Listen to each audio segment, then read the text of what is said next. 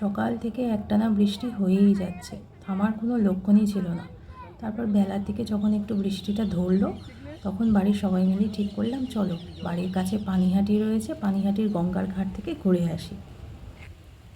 এই ঘাটটি ত্রাণবাবুর ঘাট নামেই পরিচিত। টুকটাক এখানে সিনেমা সিরিয়ালেরও শুটিং হয় অনেক সময়।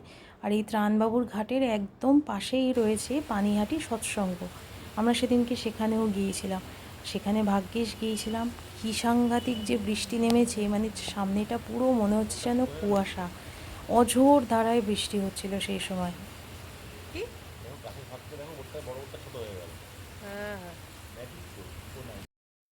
আপাতত গন্তব্য নিহার অন দ্য গঙ্গেস।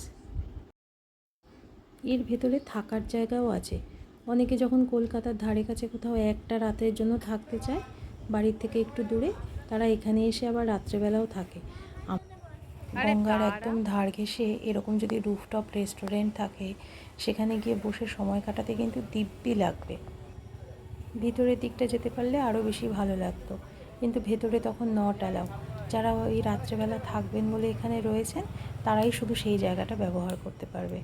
ওপরের এই রেস্টুরেন্টটা চারপাশটা খোলা, বেশ সুন্দর।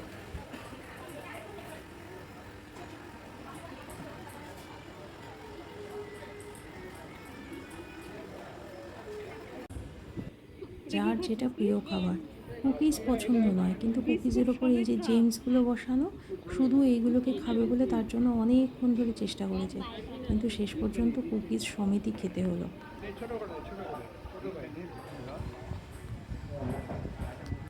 চিনি ছাড়া লিকার চা অভিরূপ বরাবরই খুব পছন্দ করে, তাই ওর জন্য দার্জিলিং টি।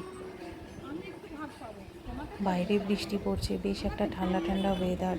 এই সময় একটু কড়া করে দুধ চা না হলে ঠিক ভালো লাগে। আমরা বাড়ির সকলে মিলে তন্দুর মিল্ক টি নিয়েছিলাম। তার টেস্ট একদম অন্যরকম ছিল।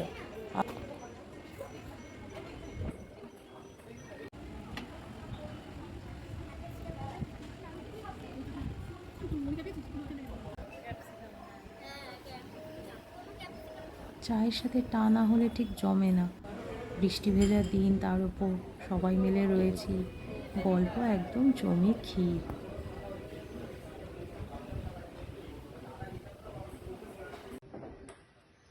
অনেকটা সময় এখানে কাটিয়েছিলাম। বাড়ি ফেরার জন্য কারোর খুব একটা তাড়াও ছিল না, আর এত সুন্দর পরিবেশে কারোর ইচ্ছেও করছিল না যে জায়গাটা ছেড়ে বেরিয়ে আসি। ভিডিওটা এডিট করার সময় ছোট্ট একটা ভুল করে ফেলেছি। সৎসঙ্গে ঢোকার এই ভিডিওটা আগে দেওয়া উচিত ছিল। সৎসঙ্গ কর্তৃপক্ষ ভেতরে বাইরে কোনো জায়গাতেই ভিডিও অ্যালাউ করে না, কিন্তু সেই দিনকে লোক ছিল না, আর এই ভিডিওটা ছোট্ট করে তুলে নেওয়া হয়েছে। বাড়ির সবাই মিলে একসাথে খাওয়া, ঘোরা, আড্ডা সব থাকলে বেশ ভালোই কেটে যায় দিনটা। একটা দিন তো এইভাবেই কেটে গেল, আবার একটা নতুন দিনের অপেক্ষা করা।